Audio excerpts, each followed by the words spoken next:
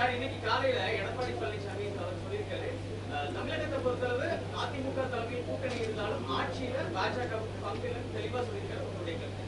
அது அன்னைக்கு எங்களுடைய மாண்பு உள்துறை அமைச்சர்கள் மதிப்புக்குரிய அதிமுகவுடைய பொதுச் செயலாளர் அண்ணன் இபிஎஸ் அவர்கள் அதை பற்றி பேசி முடிவெடுத்துக் கொள்வார்கள். உள்துறை அமைச்சர் சொல்லும்போது மிக தெளிவாக தமிழகத்தில் கூட்டணி ஆட்சி அமையும் என்று சொன்னார். அந்த கருத்திலிருந்து திரு எடப்பாடி பழனிசாமி மாறுபட்டிருக்கிறார். அதை பற்றி தான் உங்களோட கேட்கிறோம். இல்லை, அதாவது கூட்டணி பற்றி பேசியது எங்களுடைய அகில இந்திய தலைமை. இது குறித்து எங்களுடைய அகில இந்திய தலைமை கண்டிப்பாக பேசுவார்கள். இல்லை, ஏற்கனவே மாநில தலைவராக இருந்த திரு அண்ணாமலை அவர்கள் தமிழகத்தில் 2026 தேர்தலில் பாரதிய ஜனதா இடம்பெறுகிற மந்திரி சபை அமையும் என்று கூறியிருந்தார். அதே கருத்தை திரு அன்புமணி ராமதாஸ் அவர்கள் கூறியிருந்தார். அது பழைய என்டிஏவுடைய நிலை. இப்போது திரு அமித்ஷா அவர்கள் கூறிய செய்தி ஒளிபரப்பானது, தமிழகத்தில் கூட்டணி ஆட்சி அமையும் என்று. அந்த நிலையிலிருந்து அதிமுக மாறுகிறதா? இல்லை, அது பற்றி நான் கருத்து சொல்ல முடியாது. அன்றைக்கி எங்களுடைய உள்துறை அமைச்சர் அவங்க என்ன பேசினாங்களோ அவங்க தான் கூட்டணி பற்றி பேச்சுவார்த்தை நடத்தினாங்க. அது அவங்களே பேசி முடிச்சு விடுவாங்க. பாரதிய ஜனதா இடம்பெற வேண்டும் என்ற நோக்கத்தோடு இருக்கிறதா? இல்லை, அது பற்றி நான் கருத்து சொல்ல முடியாது. வேற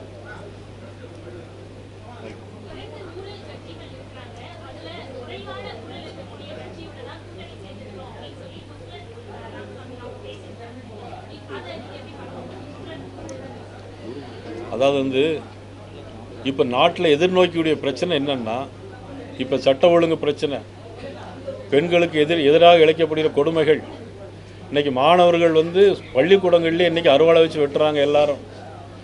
இன்றைக்கி அண்ணா யூனிவர்சிட்டி போனால் ராத்திரி 7 மணிக்கு மேலே எங்கேயும் போக முடியல. சார் கூப்பிட்றாருன்னு சொல்கிறாங்க. இந்த சார் கூப்பிட்ற வேலையெல்லாம் நிப்பாட்ட வேண்டியிருக்கு. தமிழ்நாட்டில் சட்ட ஒழுங்கை சரி பண்ண வேண்டியிருக்கு. மக்களுக்கு எதிரான இந்த ஆட்சி வேண்டுமா வேண்டாமாங்கிறத வேண்டாம் அப்படிங்கிற தீர்மானத்தில் நாங்கள் இன்றைக்கி தேசிய ஜனநாயக கூட்டணியில் எங்களுடைய உள்துறை அமைச்சர் அவர்கள் இதற்கான ஏற்பாட்டை செய்திருக்கிறார்கள்.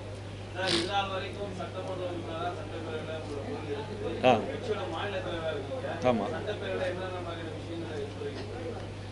சட்டமன்றத்தில் மக்களுக்கு தேவையான பிரச்சனைகளை தான் நாங்கள் எடுத்துடுறோம். மக்களுக்கு தேவையாக இல்லாத பிரச்சனைகளை திமுக அரசு கொண்டு வரும்போதெல்லாம் நாங்கள் எதிர்த்து சட்டமன்றத்திற்கு உள்ளேயே பேசி நாங்கள் வெளிநடப்பு செய்திருக்கிறோம். அது நீட்டு தேர்வாக இருந்தாலும் சரி, மும்மொழி கொள்கை தீர்மானமாக இருந்தாலும் சரி, வேறு எந்த தீர்மானமாக இருந்தாலும் சரி, நாங்கள் 4 பேரும் இருக்கிறது எண்ணிக்கை 4 பேர் தான். ஆனால் எங்களுடைய கொள்கையிலிருந்து நாங்கள் என்றைக்குமே மாறுபடுறது கிடையாது.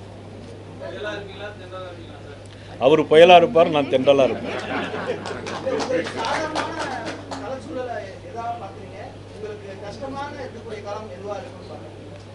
கஷ்டமான சூழ்நிலை ஒன்றும் எனக்கு இல்லை. மக்களுக்கு கஷ்டமான சூழ்நிலை இப்போ நடந்துகிட்டு இருக்கு. இதை மாற்றுறது தான் நாங்கள் கூட்டணி வச்சுருக்கோம்.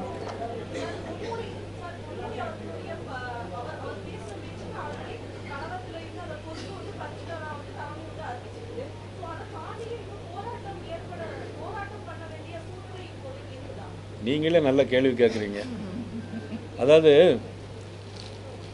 நீங்கள் மந்திரி பதவி ஏற்கும்போது இறைவன் பெயராலோ அல்லது தாய் தந்தையர் பெயராலோ நான் இதை செய்வேன் இதை செய்ய மாட்டேன், நேரடியாகவோ மறைமுகமாகவோ நான் இதை செய்வேன் செய்ய மாட்டேங்கிறதெல்லாம் சில வாசகங்கள்லாம் இருக்குது.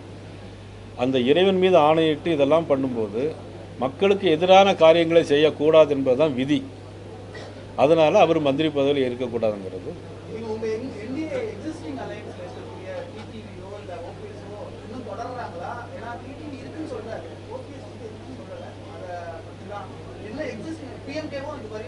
அவர் என்கிட்ட டெய்லி பார்த்து பேசிகிட்டு இருக்காரு.